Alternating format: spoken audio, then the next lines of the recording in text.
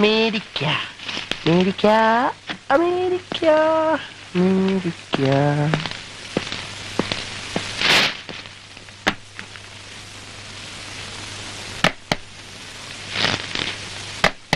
കണ്ടോ കണ്ടോ, ഷൂസൊക്കെ ഇവിടെയാ വെക്കുക.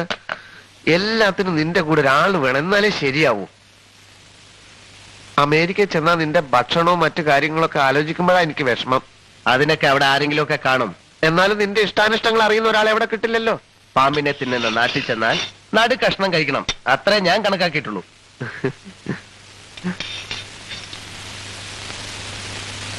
വേണമെങ്കിൽ ഞാനും കൂടെ വരാൻ കേട്ടാ. വേണ്ട, നീ നിർബന്ധിച്ച കമ്മീഷണർ സമ്മതിക്കും. എങ്ങനെ? നീ നിർബന്ധിച്ച കമ്മീഷണർ സമ്മതിക്കും. ഇല്ല, ഞാൻ നിർബന്ധിക്കില്ല. അല്ല, ഈ അമേരിക്കയിൽ പോവാന്നൊക്കെ പറയുന്നത് മനുഷ്യ ജീവിതത്തിൽ ആകെ കിട്ടുന്ന ഒരു ചാൻസ് ആണ്. അതുകൊണ്ടാണല്ലോ ഞാൻ പോകുന്നത്. അതുകൊണ്ടാണ്. നീ പറയുകയാണെങ്കിൽ ഡിപ്പാർട്ട്മെന്റ് സമ്മതിക്കും. വിജയ, നിനക്ക് അഹങ്കാരം വളരെ കൂടുതലാണ്. അയ്യോ, ഞാൻ ഒരു പാവല്ല. അല്ല, ഒരു കീഴുദ്യോഗസ്ഥൻ മേലുദ്യോഗസ്ഥനോട് പെരുമാറുന്ന പോലെ അല്ല നീ എന്നോട് പെരുമാറുന്നത്. ഞാൻ നിന്നെ വല്ലപ്പോഴും ഒന്ന് കോൺസ്റ്റബിൾ എന്ന് വിളിച്ചാൽ നിനക്ക് വലിയൊരു ഇത്. ഇനി നീ എന്നെ പട്ടിന്ന് വിളിച്ചാലും ഞാൻ മറുത്തൊരു അക്ഷരം ഉണ്ടില്ല. ഇല്ലേ? ഇല്ല.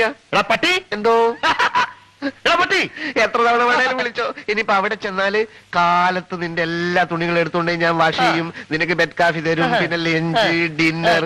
ഇനി നീ എന്നെ ഇപ്പൊ തല്ലിയെ പോലും ഞാൻ മറുത്തൊരു അക്ഷരം ഉണ്ടില്ല.